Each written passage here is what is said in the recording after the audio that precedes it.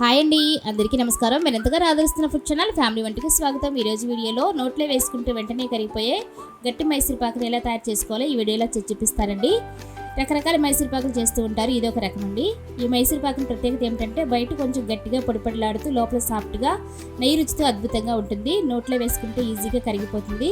First time చేసేవారికి కూడా ఈజీగా అర్థమయ్యేలాగా నేను ఈ వీడియోలో చూపిస్తానండి. కాబట్టి వీడియోని ఎక్కడ స్కిప్ చేయకుండా పూర్తిగా చూడండి. ఇక ఆలస్యం చేయకుండా వీడియో స్టార్ట్ చేద్దాం రండి.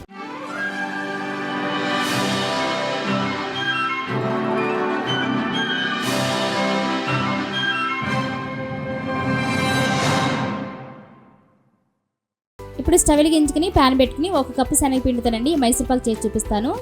ఈ కప్పు శనగపిండిని మనం కొద్దిగా వేయించుకోవాలి. ఒక 5 నుంచి 10 నిమిషాల వరకు లో ఫ్లేమ్లో వేయించుకోవాలి. పచ్చివాసన పోయేదాకా తిప్పుకుంటూ వేయించుకోవాలి, మాడిపోకుండా. మనం గరిటతో తిప్పకుండా కనుక వదిలేస్తారంటే అడుగును ఖచ్చితంగా మాడిపోతుంది. కాబట్టి అది ఫ్రై అయ్యేంత వరకు కూడా తిప్పుతూనే వేయించుకోవాలి. నాకైతే ఇది వేగడానికి 8 నిమిషాలు టైం పట్టిందండి. ఈ విధంగా డ్రై అయిపోయిన దాకా వేయించాలి. మంచి ఫ్లేవర్ వస్తుంది, మనకి ఏగినట్టుగా తెలుస్తుంది. అప్పుడు మాత్రం స్టవ్ ఆఫ్ చేసుకోవాలి. ఇలా వేయించుకున్న శనగపిండి చల్లారిన తర్వాత జల్లెడ పట్టుకోవాలండి. మనం ఎక్కడ ఉండలు లేకుండా స్పూన్తో కలుపుతూ జల్లెడ పట్టుకోవాలి. ఈ విధంగా మొత్తం శనగపిండి అంతా కూడా జల్లించుకోవాలండి, లేదంటే తరకొస్తుంది. ఆయిల్లో శుభ్రంగా కలవదు, కాబట్టి ఈ విధంగా జల్లించి పెట్టుకోవాలి. ఇలా జల్లించి పెట్టుకున్న శనగపిండిలోనికి ఏ కప్పుతో అయితే పిండి తీసుకున్నామో అదే కప్పుతో ఆయిల్ వేసుకోవాలండి. ఫ్లేవర్ లేని ఆయిల్ వేసుకోవాలి. నేనైతే సన్ఫ్లవర్ ఆయిల్ వాడుతున్నాను. ఈ ప్లేస్లో మీరు నెయ్యి కూడా వేసుకోవచ్చు. ఇప్పుడు ఈ పిండి అంతా కూడా ఆయిల్లో పూర్తిగా కలిసేటట్టుగా కలుపుకోవాలండి, ఉండలు లేకుండా. ఈక్వల్గా ఉండాలి. పిండి ఎంత క్వాలిటీతో తీసుకున్నామో అదే క్వాలిటీతో ఆయిల్ కూడా తీసుకోవాలి, లేదా నెయ్యి అయినా తీసుకోవచ్చు. పూర్తిగా కలుపుకోవాలి. ఎక్కడ కూడా ఉండలనేది లేకుండా పూర్తిగా కలుపుకోవాలి. మనం శనగపిండి వేయించాం కాబట్టి కలర్ కొంచెం షేడ్ అనిపిస్తుంది. కానీ ఈ మైసూర్పాకునికి పూర్తిగా వేయించుకోవాలి, లేదంటే పచ్చివాసన వస్తుంది. చూసారు కదా, ఈ విధంగా ఉండాలండి. ఆయిల్లో పూర్తిగా మిల్ట్ అయిపోవాలి శనగపిండి అంతా. ఇలా చేసుకుని రెడీగా పెట్టుకోవాలి. ఇప్పుడు మైసూర్పాకు రెడీ చేసుకున్న తర్వాత వేసుకోవడానికి ఇట్లాంటి బౌల్ ఒకటి తీసుకోవాలి కదండి. నేనైతే ఇది గాజు తీసుకున్నాను. ఈ షేప్లో లేకపోతే మీరు ఏదైనా వాడుకోవచ్చు. దీన్ని మనం నెయ్యితో అప్లై చేసుకుని పెట్టుకోవాలి ముందుగా రెడీగా. ఎందుకంటే పాకం రాగానే మనం వేసుకోవాలి కాబట్టి ముందుగానే ఇలా నెయ్యి కానీ ఆయిల్ కానీ రాసి పెట్టుకోవాలి.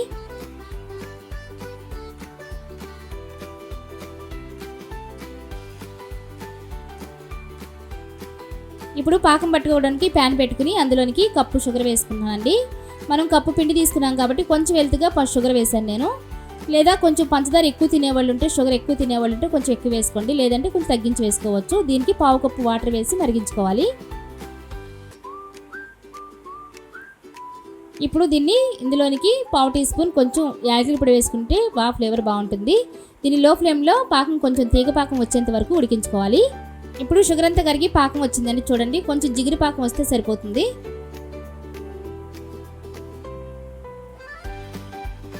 ఇప్పుడు ఇందులోనికి మనం ముందుగా ప్రిపేర్ చేసి పెట్టుకున్న శనగపిండి అంతా కూడా ఇందులోకి వేసుకుంటూ కలుపుకోవాలి. లేదా ఉండలు కట్టేస్తుంది, ఒకేసారి వేస్తే చూసి వేసుకోవాలి.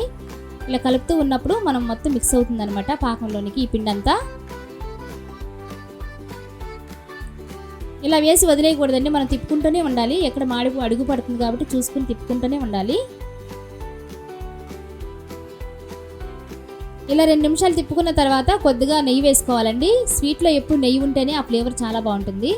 నెయ్యి అంతా పాకంలో కలిసేదాకా కలుపుకొని తిప్పుకోవాలండి. ఎక్కడ కూడా అడుగంటకుండా చూసుకోవాలి. లో ఫ్లేమ్లోనే ఉడికించుకోవాలి ఈ పాకం అనేది.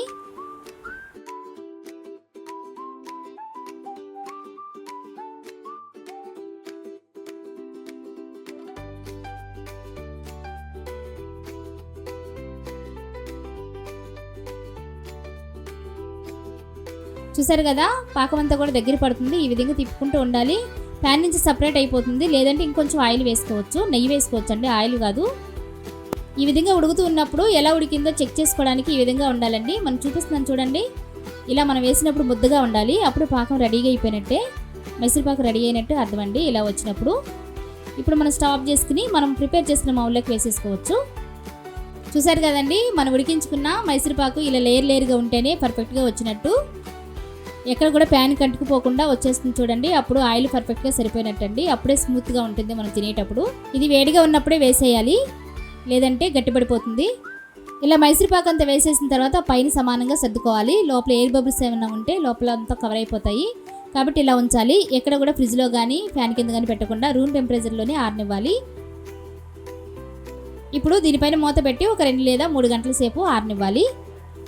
ఇప్పుడు చూస్తున్నారు కదా, పూర్తిగా చల్లారిపోయిందండి. దీన్ని తిరగదిప్పుకుందాము. వెంటనే ఊడొచ్చేస్తుంది, ఏమాత్రం అడుగున అతుక్కోదు. ఎందుకంటే ఆయిల్ ఎక్కువగా వేసాం కాబట్టి బాగా చల్లారిపోయింది, గట్టిపడిపోయింది. చూడడానికి ఇంత గట్టిగా ఉన్న లోపల మాత్రం సాఫ్ట్గా ఉంటుంది. చాలా బాగా కుదిరింది. ఇలా రెడీ అయిన మైసూర్ పాకుని మనకు నచ్చిన షేప్లో కట్ చేసుకోవచ్చండి.